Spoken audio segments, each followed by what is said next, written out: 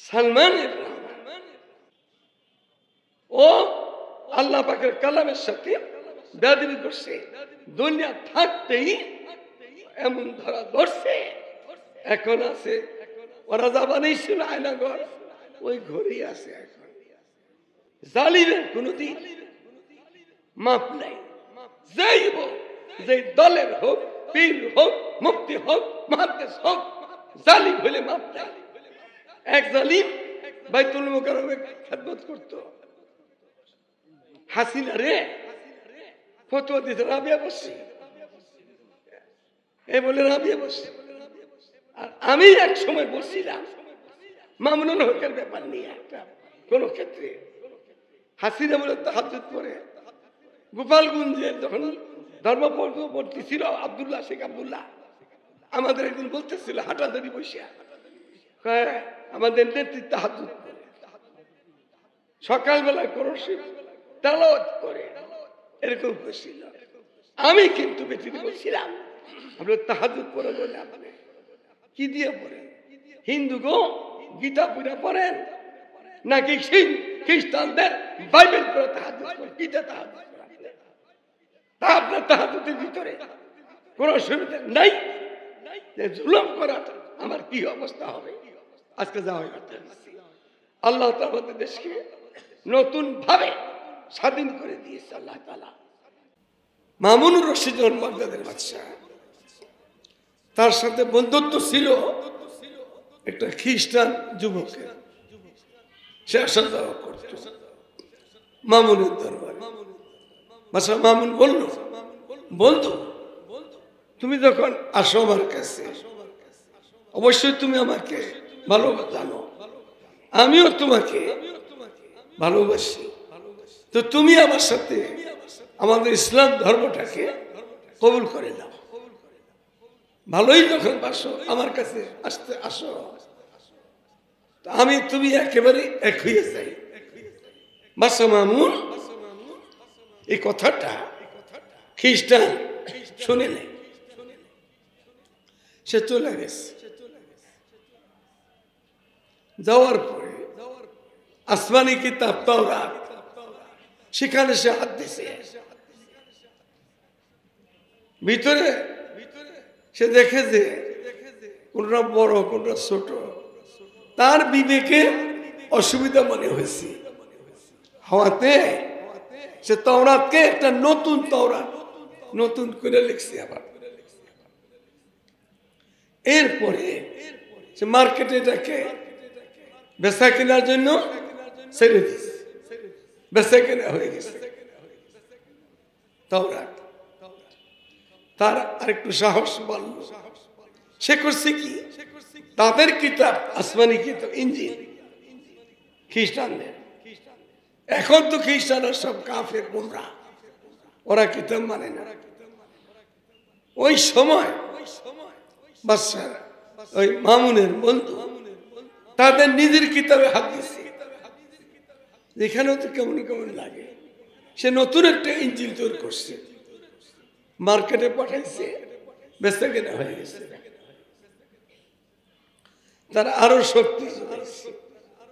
সে এত বড় দুঃসাহস করছে, কোরআন শরীফে সে হাত দিছে। আল্লাহ এই যে তেলাওয়াত শুনলাম, তরজমা শুনলাম বাচ্চাদের থেকে, আল্লাহ তাআলার কালামের মধ্যে হাত দিছে। সে দেখে যে ফাতিহাতুল কিতাব কোরআন শরীফ শুরু হইবার আগেই 114টা সূরা, একটা সূরা সূরা ফাতিহা, এটা সর্বপ্রথম। এটা সে কইলে দেখলো 7টা আয়াত আছে।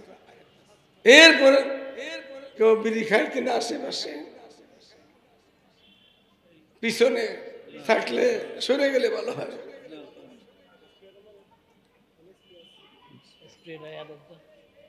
তো কোরআন শরীফে সে হাত দিছে। কি পাইল শুরুতে? সূরা ফাতিহা 7 আয়াত, 7 আয়াত। পাশেই সূরা বাকারা 286 আয়াত। এটা তার বিবেকে বাধা দিছে। সে পুরা কোরআন শরীফ দেখছে। সূরা আসর 3 আয়াতের সূরা, সূরা কাউসার 3 আয়াতের সূরা, সূরা ইখলাস ছোট ছোট সূরা, আর সূরা বাকারা, সূরা আলে ইমরান, সূরা নিসা এত বড় এত ছোট কেমনে হয়? তার বিবেকে বাধা দিছে। সে করছে কি? সূরা বাকারাকে বহুত ছোট করে বলাইছে, আর ছোট ছোট সূরাগুলির সাথে জোড়া দিয়ে বড় করছে। একটা নতুন জেলদা কোরআন শরীফ তৈরি করছে।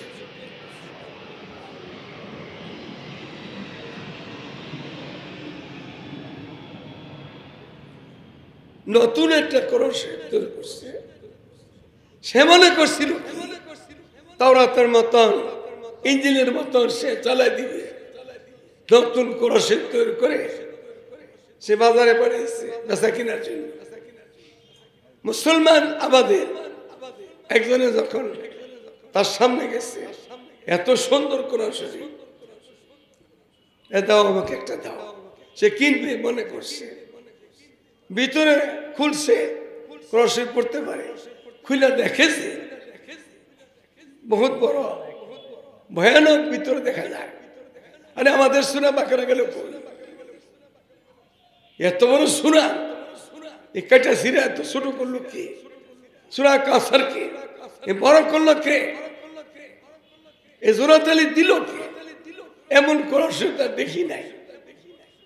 ওরে আটকায় ফেলাইছে।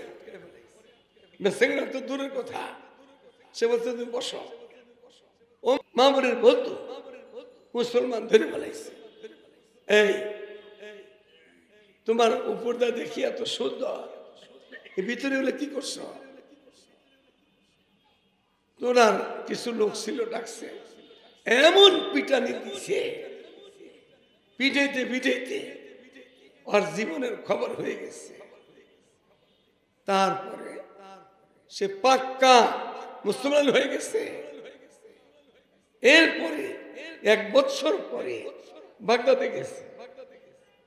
বাদশাহ মামুন দেখতেছে বাগদাদের বড় মসজিদে, যে মসজিদে বাদশাহ মামুন নামাজ পড়তেছে, কোরআন শরীফ তেলাওয়াত করতেছে।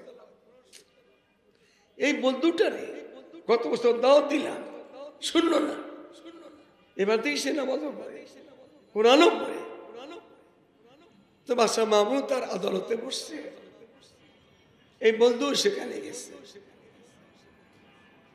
কথাবার্তা পড়ে।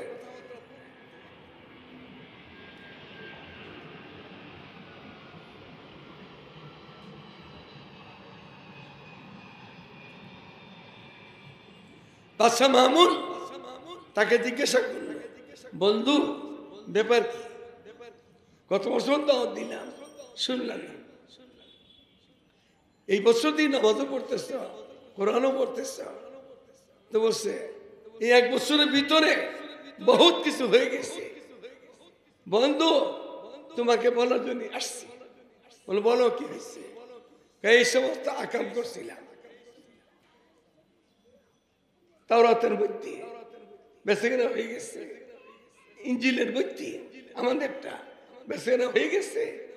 বলে তোমাদের কোরআন যখন হাত দিছি, আমি এত বড় দেখা, এত ছোট এত বড়, আমি কিছু কাজ করছি এর ভিতরে, কিন্তু আমার ভাগ্য ছিল মায়ের। তোমার কথা শুনে ইসলাম কবুল করি নাই, মায়ের খাইয়া ইসলাম কবুল করছি। আমাকে কঠিন মার দিছি। তারপরে দেখছি আমি সত্য থাকলে পৃথিবীতে কালামে আলাহির মধ্যে আগের গুলি আমরা শেষ করে দিয়েছি, তাহরিফ করেছি, বদলাই ফেলাইছি। একমাত্র ঠিক কালামে আলাহি ঠিক আছে। আমি মুসলমান হয়ে গেছি। কোরআন শরীফের একটা আয়াত না, একটা জের, একটা জবর, একটা পেশ, একটা জজম কেউ আকপিস করতো না। তাবদীলা লিকালিমাতিল্লাহ, বদল হয় না। এটার সাথে যারাই দেখি নাফরমানি করছে, যুগে যুগে যুগে ধরা পড়ছে। এই যুগে মাত্র কয়েকদিন আগের কথা, গত কয়েক বছর আগে, এই 16 বছরের ভিতরে 2024-এর 5 আগস্টের আগ পর্যন্ত সরকারের একটা বড় দালাল ছিল, খুব সুন্দর দাড়ি, সালমান এফ রহমান, বড় ধনী, আর দাড়ি খুব সুন্দর। শেখ হাসিনাকে আমি ডাইরেক্ট খাতুনের মতো দাওয়াত দিছি। সেই সময় সেও ছিল, তার পাশে খাড়া ছিল। গত কয়েক বছর আগে, করোনার আগে, আমি সফরে ছিলাম আমেরিকাতে। তার বাড়ি আমাদের কাছে দোহার থানায়। সে এক জায়গায় সমাবেশে বলছে, হাদিস শরীফের মধ্যে বহুত ভুল আছে। আমি সহিহ হাদিস মানি, বুখারী শরীফ। কোরআনের মধ্যে তেমন না, তবে এতটুকু বলছে সে। আমি যদি থাকতাম সে বাজাতে, পায়ের জুতা দিয়ে আমি কঠিন পিটানি পিটিয়ে গেলাম। তোর সালমান নাকি যাই হোক, দোহান হবে।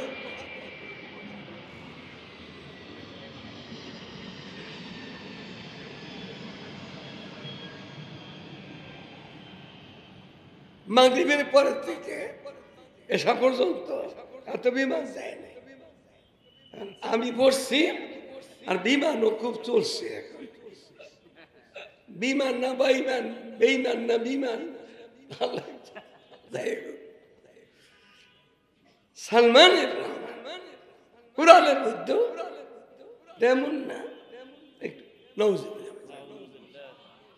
এই হইল মদিনার আদলে খুনি হাসিনা দেশ চালাবে, তার উপদেষ্টা এই অবস্থা। এখন জুলুম করছে, জুলুম ফল তো পেতে হবে, পেতে হবে না? জ্বালাতা है किसी को वो भी जलता है जरूर, क्षमा भी जल जाती है परवाना जल जाने के बाद। জ্বালালে জ্বলতে হয়। হাসিনা খোঁজ জ্বলতেছে না, মরে গেছে, মরে ফেলে এত জ্বলতো না। এখন বাচ্চা থেকে আর জ্বালা কে দেখে, ভিতরে কত জ্বালা, জ্বালাই সে জ্বলতেছে। এই বেদ্যপটা, এই বুইরা খাটাসটা ধরা পড়লো বুড়িগঙ্গ। কার লোকে ধরা পড়লো? আনিসুল হক। দুজনে একসাথে ধরা দৌড়ছে আনিসে।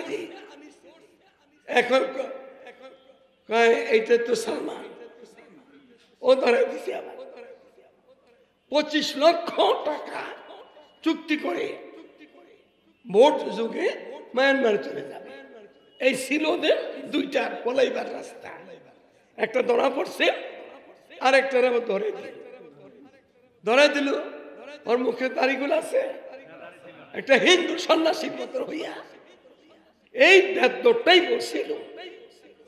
এইটা হাসিনার ছিল উপদেষ্টা, তাহলে আর গুলি কত বেদ হতে পারে? এই বেদটাই বলছিল কোরআনের মধ্যে তেমন নাই। আর সহিহ হাদিস মানেছি, আমি বুখারী শরীফ মানি। এই বেদ, বুখারী শরীফ, বিপদ আসলে বিপদ আসবে, অন্যায় করছো পিটি খাইতে দিব। এই বিদেশ তুই দাড়িগুলা চাইছে পালাবি, চাচ্ছে না দাড়ি। এরা হলো এই জাতের লোক। ও আল্লাহ পাকের কালামের সাথে বেয়াদবি করছে, দুনিয়া থাকতেই এমন ধরা ধরছে। এখন আছে, ওরা যা বানাইছিল আয়নাঘর, ওই ঘরেই আছে। এখন জালিমের কোনদিন মাপ নাই। যেই হোক, যে দলের হোক, পীর হোক, মুফতি হোক, মুহাদ্দিস হোক, জালিম হলে মাপ নাই। এক জালিম বাইতুল মুকাররমে খেদমত করতো। হাসিনা রে ফতোয়া দিতে রাবিয়া বসছি, এই বলে রাবিয়া বসছি।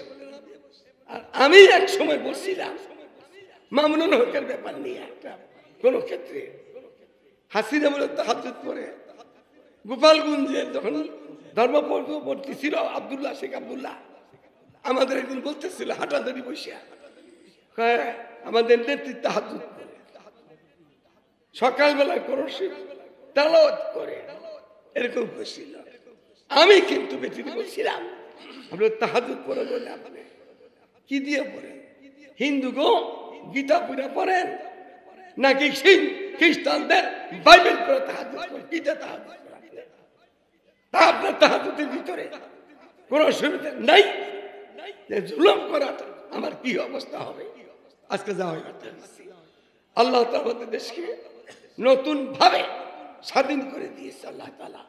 এই যে একটা মজমা, বাচ্চাদের তালিম তেলাওয়াত শুনলাম, বাচ্চাদের সূরা ফাতিহার বিভিন্ন ভাষায় তরজমা শুনলাম। এরকম মাহফিলগুলা করতে দেয় নাই, যে ইতিহাস আছে না, বহু মাহফিল করতে দেয় নাই। এক বেদম মন্ত্রীদের মধ্যে এই নসরুল আহমদ বিপু, আমরা শেখুল ইসলাম আল্লামা আহমদ শফি সাহেবকে আনবো বঙ্কিনগরে। ওই মন্ত্রী জ্বালানি মন্ত্রী বিপু আর একটা চেয়ারম্যান আছে শাহিদ, এই দুই বেদমে আমরা আহমদ শফিকে অ্যাকসেপ্ট করি না। কত বড় বেদম, আহমদ শফিকে অ্যাকসেপ্ট করে না। আমি বললাম উনি আমার পীর, ওনাকে আমি অ্যাকসেপ্ট করছি, আনবো আনবো। আল্লাহ আনাইছে না, সমস্ত মন্ত্রী বেদ বলে গেছে রক্ত। আর শাহিনে হযরতের সামনে আসছিল, এখানে হাত থেকে বলছে তুমি কই শাহিন, ভালো কাজ করো আর খারাপ কাজ করো না। হুজুর তো আল্লাহ মানুষ, হুজুর চোখ দিয়ে দিছিল। এরকম বেদ বাংলাদেশ আলেম ওলামার দেশ, পীর দরবেশের দেশ, মসজিদ মাদ্রাসার দেশ, ওলি আব্দালের দেশ। এই দেশের মধ্যে হাজী সাহেব গাজী সাহেবের দেশ। বাংলাদেশে প্রতি মাসেই এখন হাজার হাজার লোক ওমরা দেখতেছে, মক্কা শরীফ দেখতেছে, মদিনা শরীফ দেখতেছে, হজে দেখতেছে। হাজী সাহেব গাজী সাহেব সখী সাহেবের দেশ। এই দেশটা কোন নাস্তিক মুরতাদের দেশ না, কোন জালিমের দেশ না। আর আমরা মোল্লা মুর্শিদ দেখলেই মনে করে পরের বেদ খায়, এর একটা বাসা হয়ে গেছে গা, একটা বাসা হয়ে গেছে গা। পরের বেদ কারা খায়? এই খুনিরা পলানের পরে পরে সে বেরিয়ে গেছে গা। হাজার হাজার কোটি টাকা ওরা খাইয়া লুট করে বিদেশে পাচার করে দিচ্ছে, ওরাই পরেরটা খাইছে, জুলুম করে খাইছে। আমরা হাদিস শরীফ শুনাইয়া, কোরআন শরীফ শুনাইয়া, মাসালা শুনে ওরা ওয়াজ করে তারা কিছু টাকা পয়সা দেয়। আর ওরা খায় জোর কইরা, চুরি কইরা, ডাকাতি কইরা, খুন কইরা, সুদ খাইয়া, ঘুষ খাইয়া ওরা আমাদেরকে পরে বাইত খায়।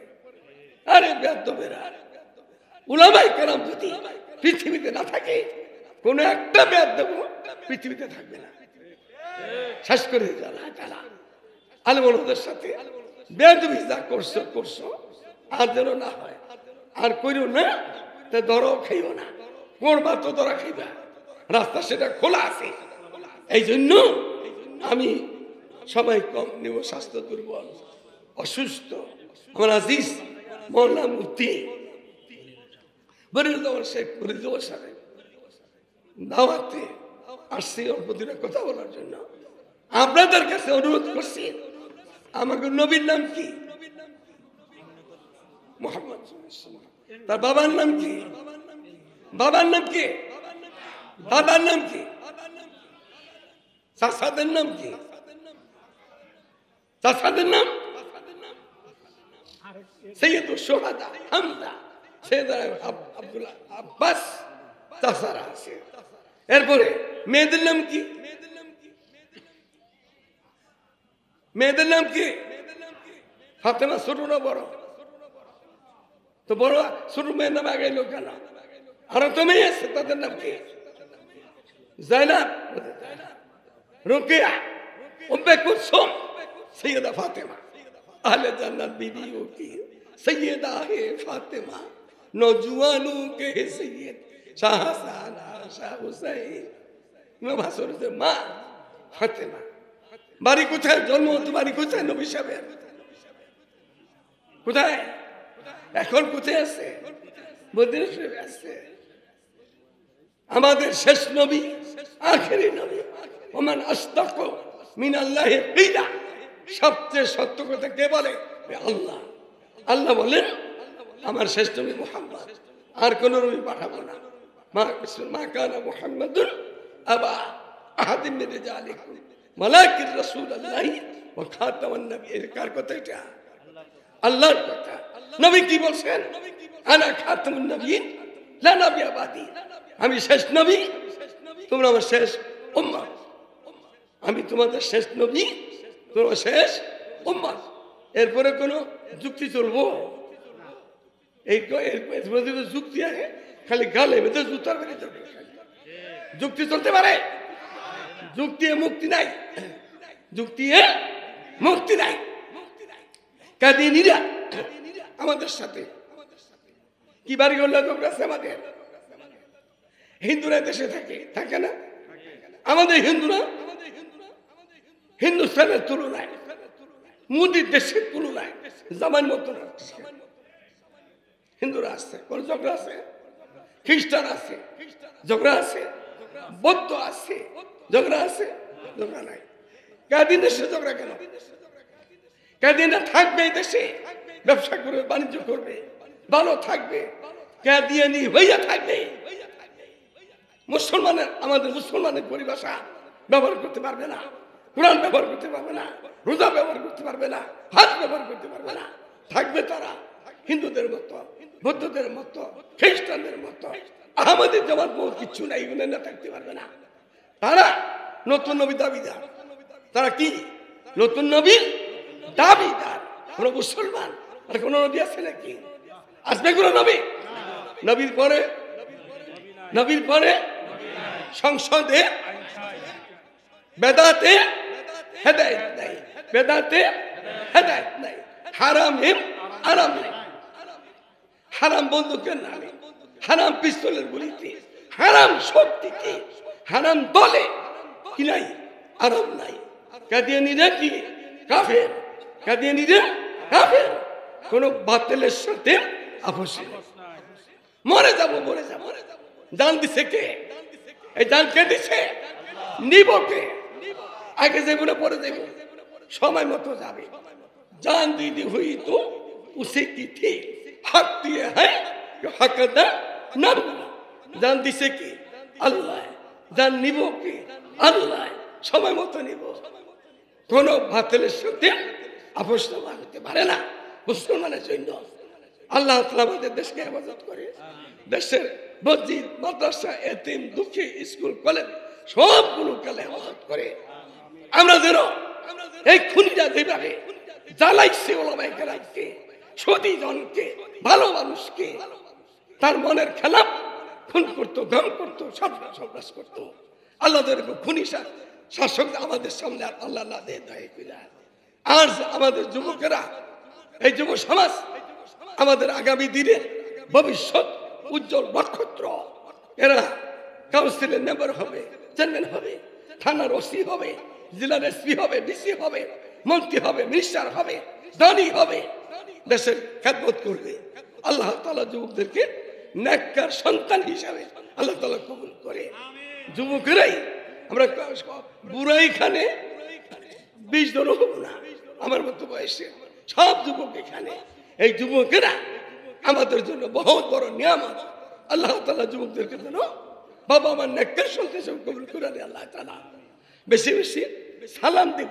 শান্তি কিসে? শান্তি সালামে শান্তি পাবো। আসসালামু আলাইকুম, আসসালামু আলাইকুম, সালামে শান্তি পাবো। বেশি বেশি সালাম দিব।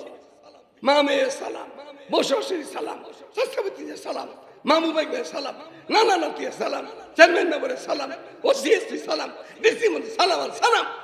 শান্তি পাবো, মেহমানদারি করবো, বরকত পাবো, তাহাজ্জুদের নামাজ পড়বো, আল্লাহ তাআলাকে খুব কাছে পাবো। এই 3টা কাজ করার চেষ্টা করবো ইনশাআল্লাহ। সবাই নিয়ত করতে পারি। 3টা কাজ ছেড়ে দেওয়ার চেষ্টা করবো। মিথ্যা কথা বলবো না, ধোঁকা দিব না, জুলুম করব না, চেষ্টা করবো ইনশাআল্লাহ। আল্লাহ তাআলা এই মজমাকে কবুল করে। আমার আজিজ মুফতি মনিরুজ্জামান সাহেব ছাত্রদের কেমন করে গঠন করতেছে আমরা সবাই দেখলাম। ছোট ছোট বাচ্চারা কোরআনে পাকের সূরা ফাতিহার তরজমাও করলো, সুন্দর তেলাওয়াত করলো, ইংলিশও করলো, বাংলাতেও করলো, উর্দুতেও করলো। আমাদের দেশে 3টা ভাষায় তো বেশি কাছাকাছি। আল্লাহ তাআলা মাদ্রাসাকে কবুল করে নেয়। আমার বয়স এখন দুনিয়ার কবরের পারে যাওয়ার সময় আল্লাহর ওয়াস্তে বলছি, নবীর পরে নবী নেই, সংসদে আইন চাই। সরকার চাইতেছে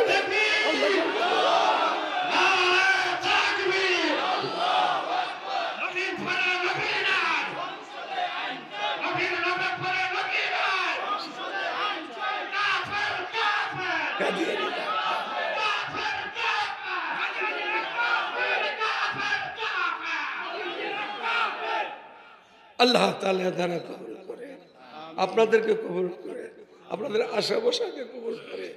এই আজিজ ছাত্রদেরকে আল্লাহ তাআলা সারা দুনিয়াতে এই কালামে পাকের তেলাওয়াত নিয়া, অর্থ নিয়া, তরজমা নিয়া, তাফসীর নিয়া, হিফজ নিয়া সারা দুনিয়া ছড়ায় পড়া তৌফিক দান করে আপনাদের আমাদের সকলের মনের নেক আশা আল্লাহ পূর্ণ করে দেয়।